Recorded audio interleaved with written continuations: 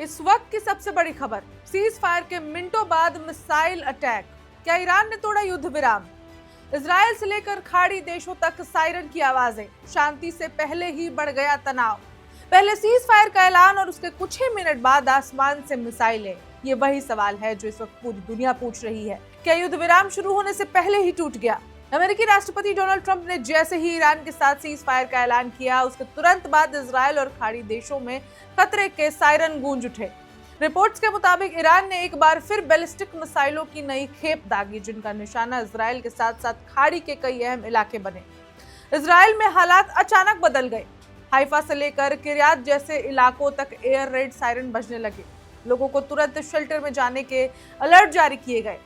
Israeli defence force ने पुष्टि की कि उनके एयर डिफेंस सिस्टम को तुरंत सक्रिय कर दिया गया। कई मिसाइलों को हवा में ही इंटरसेप्ट कर लिया गया, खासकर दक्षिणी इजराइल की ओर बढ़ रही मिसाइलों को। राहत की बात यह है कि फिलहाल किसी के हताहत होने की खबर नहीं है, लेकिन खतरा टला नहीं है। मामला सिर्फ इजराइल तक सीमित नहीं रहा। खाड़ी देशों में भी अचानक अलर्ट जारी किए गए। दुबई में एयर डिफेंस सिस्टम को एक्टिव किया गया, जहां मिसाइल और ड्रोन खतरों को रोकने की कोशिश की गई। कुवैत, सऊदी अरब और बहरीन में भी अपने अपने क्षेत्रों में हाई अलर्ट घोषित कर दिया। यूएई के कुछ हिस्सों में लोगों ने तेज आवाजें सुनी, जिन्हें इंटरसेप्शन ऑपरेशन से जोड़ा जा रहा है, यानी मिसाइलों को हवा में ही नष्ट किया जा रहा था। लेकिन अब सवाल ये है कि क्या ये सीज फायर का उल्लंघन है? सोशल मीडिया पर इसको लेकर बहस तेज हो गई है।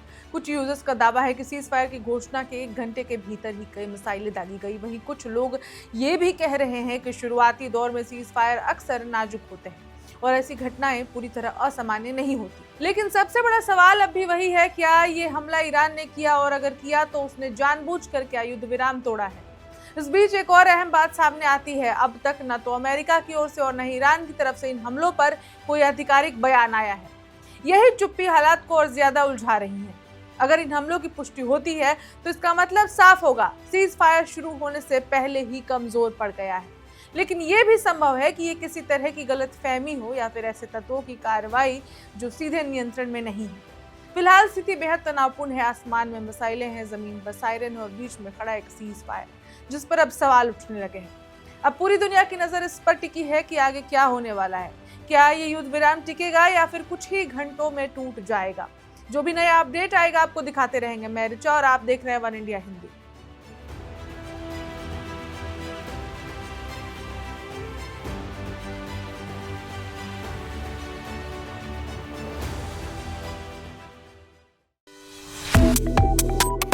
Subscribe to One India and never miss an update.